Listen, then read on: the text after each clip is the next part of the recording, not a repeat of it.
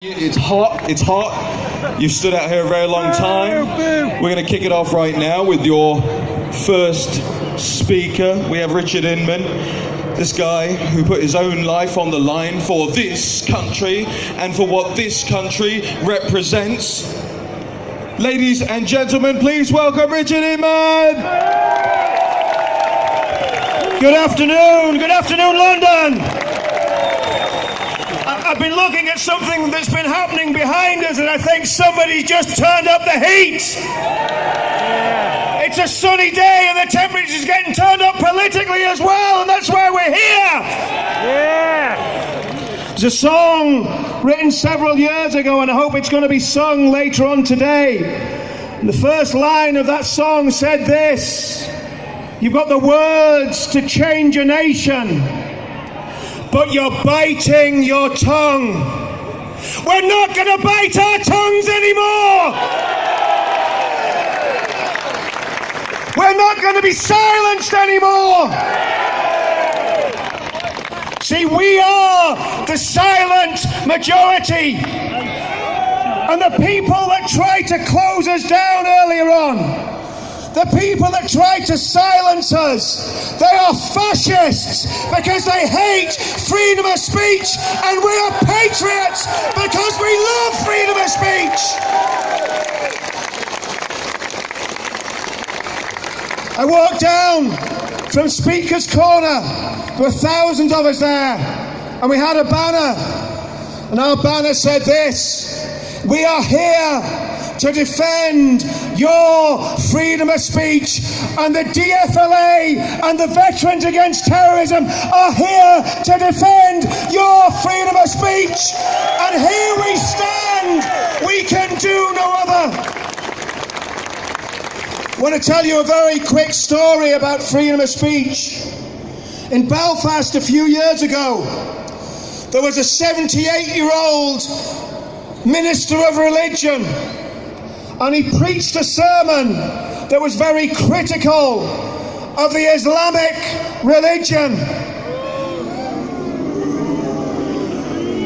And in that sermon, this man said this.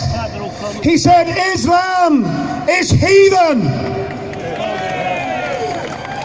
He says Islam is satanic. He said Islam is a religion spawned in hell. Friends, that is freedom of speech, and that man had the right to say it. But for that sermon, that man was dragged before the courts. He was 78 years old. He was suffering from cancer, and his wife was suffering from dementia. Now, thankfully, he was found not guilty of the false hate crime that he was supposed to have preached. But you know something about that man? He stood his ground. He didn't bow. He didn't bend. He didn't surrender. And we mustn't surrender freedom of speech either. Friends, this is the first Freedom March, and I want to tell you something. It's going to be the first of many. 32 years ago, I joined the British Army. Yes, I am that old. 32 years ago, I joined the British Army. And when I joined the British Army, I joined to defend your rights to freedom. And all my colleagues did as well. But I didn't think that 32 years later I would be having to stand here and defend your freedom of speech again. Well, I am, and I want to tell you something. 32 years ago I would have died for freedom of speech.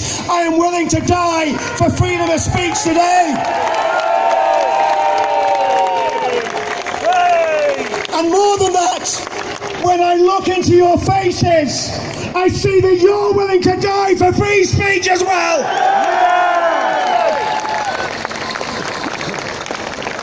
We have a motto in the Veterans, and it goes like this: if you're attacked by terrorists, you don't run, you don't hide, and you don't tell.